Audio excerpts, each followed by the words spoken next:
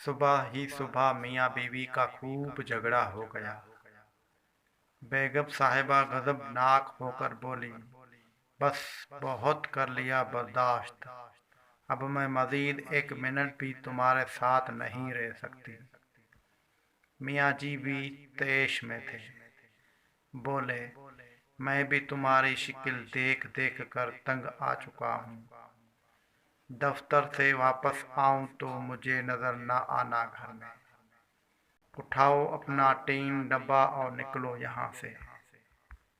मियाँ जी गुस्से में ही दफ्तर चले गए। बेगम साहिबा ने अपने माँ को फ़ोन किया।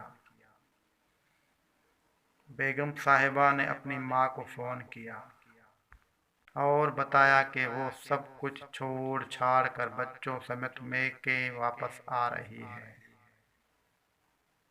अब मज़ीद नहीं रह सकती इस जन्म में। माँ ने कहा, बंदे दे पतर बन के आराम से वहीं बैठ। तेरी बड़ी बहन भी अपने मियाँ से लड़कर आई थी और उसे जिद में लेकर बैठी हुई है। अब तूने वही ड्रामा शुरू कर दिया है। खबरदार जो इधर कदम भी रखा तो सुलह कर ले मियाँ से।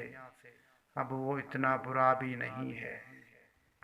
माँ ने लाल झंडी दिखाई तो बेगम साहिबा के होश ठिकाने आए और वो फूट फूट कर रो दी। जब रो कर थकी तो दिल हल्का हो चुका था। मियाँ के साथ लड़ाई का सीन सोचा तो अपने भी काफ़ी गलतियाँ नजर आई।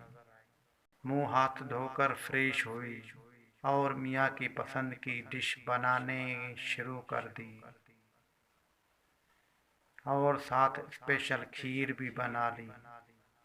सोचा शाम को मियाँ जी से माफ़ी मांग लूँगी। अपना घर फिर भी अपना ही होता है। शाम को मियाँ जी घर आए तो बेगम ने उनका अच्छे तरीके से इस्तकबाल किया, जैसे सुबह कुछ भी ना हुआ हो।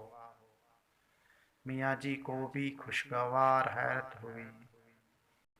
खाना खाने के बाद मियाँ जी जब खीर खा रहे थे तो बोले, बेगम, कभी कभार मैं भी ज्यादती कर जाता हूँ, तुम दिल पर मत लिया करो।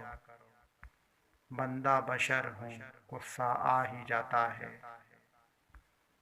मियाँ जी बेगम की शुक्रगुजार हो रही थी और बेगम साहिबा दिल ही दिल में अपनी माँ को दुआएं दे रही थी, वरना तो जज्बाती फैसले ने घर तबाह कर देना था।